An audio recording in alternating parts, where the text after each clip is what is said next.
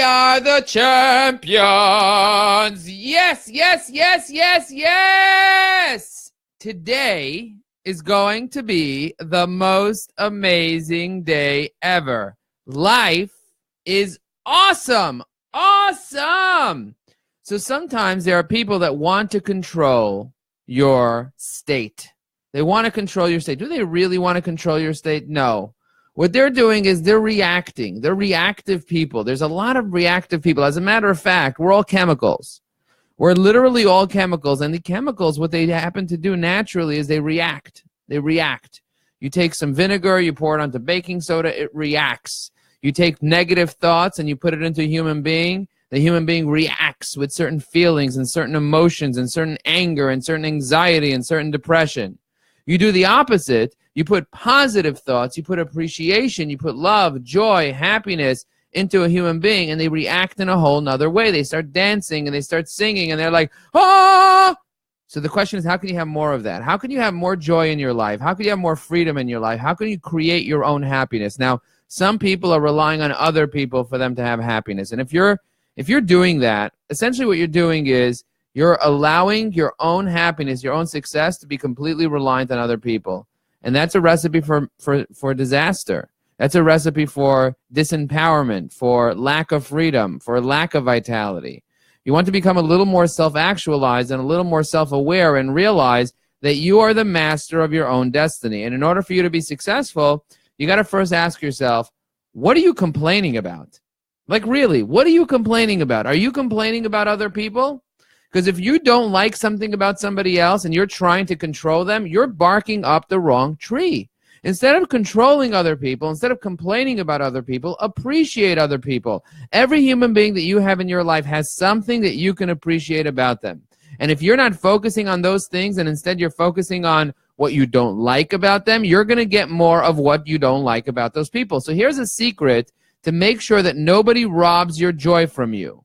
Don't focus on the things that make your joy leave. Focus on the things that make your joy stay. I'll give you an example. Let's say you have a spouse that yells at you.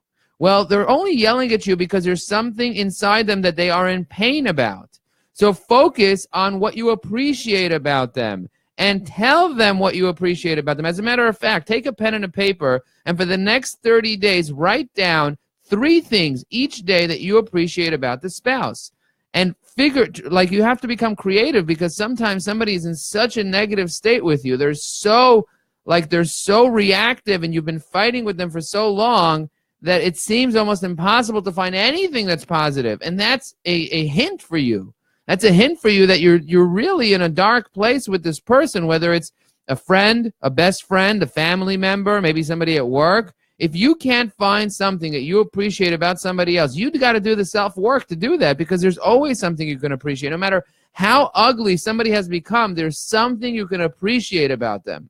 There's actually 3 things that you can appreciate every single day about them. And if you do this for 30 days straight, you're going to build a habit of appreciation.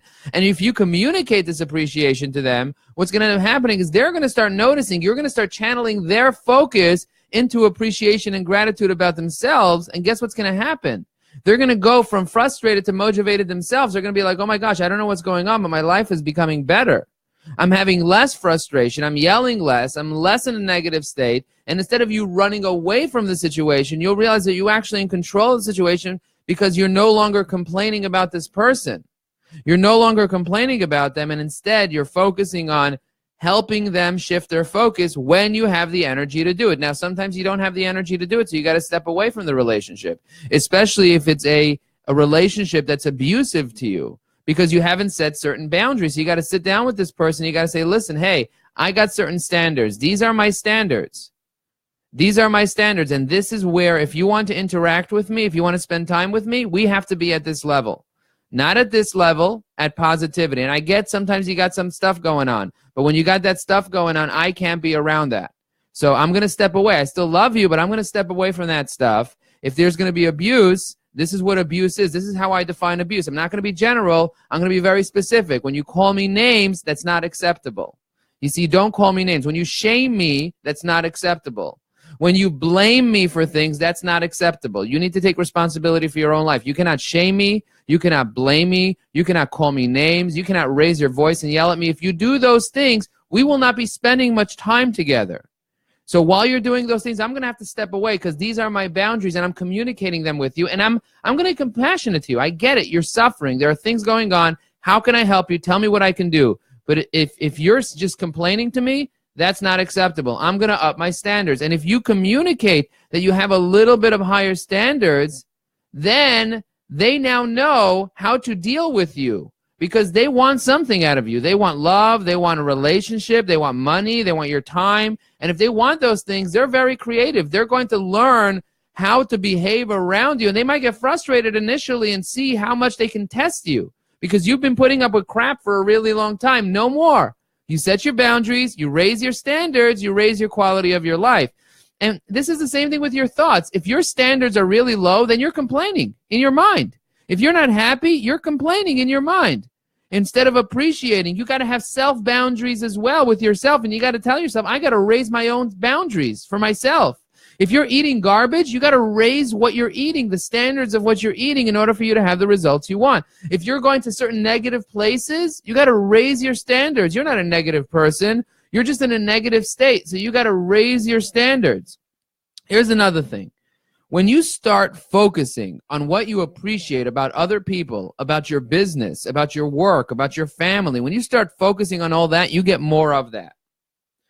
You get more of that. So don't give the opportunity to other people for them to provide your happiness because you, my friend, are in charge of your own happiness. And when you realize that and you take responsibility for your own happiness and you're like, there's no one in the world that can make me happy. Only I can make me happy. Literally, there's not one human being in the entire world that can provide me with joy. I provide me with joy. There's no one that could provide me with this pleasure, this euphoria that I feel when I have gratitude. There's nobody that can give me pride. I have pride. There's nobody that can compliment me, that can give me something that I was looking for. I compliment me. I have it in my heart and my power for me to feel good and for me to go from frustration to motivation. I don't need some random person to do that. Now, it feels good when you're hanging around positive people. So totally, if you find a positive guy or a positive gal to hang around with, make a proactive approach to spend more time. Listen, somebody was telling me that they don't have a lot of friends recently, and I said, hey, listen, I have hundreds of people that I consider friends, literally hundreds. And the one thing that I notice about the relationship that I have, especially with the most positive people, is that I'm the proactive person in the relationship. I'm the one emailing. I'm the one texting. I'm the one setting dates. I'm the one setting up the meetings. I take responsibility. I have a great life. I have a great life because I'm the one that's proactive in the relationship. I don't expect anybody else to say, oh, I don't have no friends. You don't have no friends because you didn't go make friends. Take responsibility for the relationships that you want. You know somebody's positive, write their name down on a positive person journal and take the approach to say, hey, we got to meet. We got to spend time. And if they agree to spend time with you, you're lucky. And if they don't agree, then keep trying because you're going to get them to spend time with you, especially if you are positive for them and they are positive for you. You got to make time for those people and bring them in closer and keep them in real close to you because those people, it's kind of like the easy way to get motivation. It's the easy way to stay amazing when you feel together with other people that are on the same vibe as you, other people that are appreciative, other people that compliment you, other people that are constantly putting you up instead of putting you down. And for the people that are putting you down, you don't have to run away from them. They're actually like a laboratory for you. Listen, if there are clients that you just don't want to put up with, don't put up with them. Move away. That's it. Let go of them. If there are certain people that you don't want to put up with, don't do it. If you don't want to do the work, don't do it. But if you're willing to do the work, this is the best place for you to do the work. When someone frustrates you to no end, you need to ask yourself, what inside me is getting frustrated?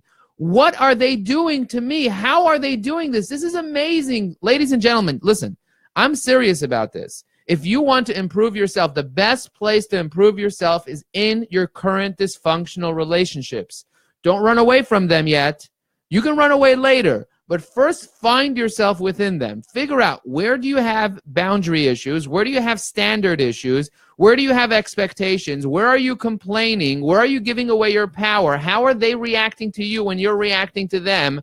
Where do you have control? And when you do that, when you realize that you have the power, you have the freedom, you're in charge, well then you get motivated. And you literally can change your entire life and have a much more powerful, much more productive, much more beautiful life. Bam.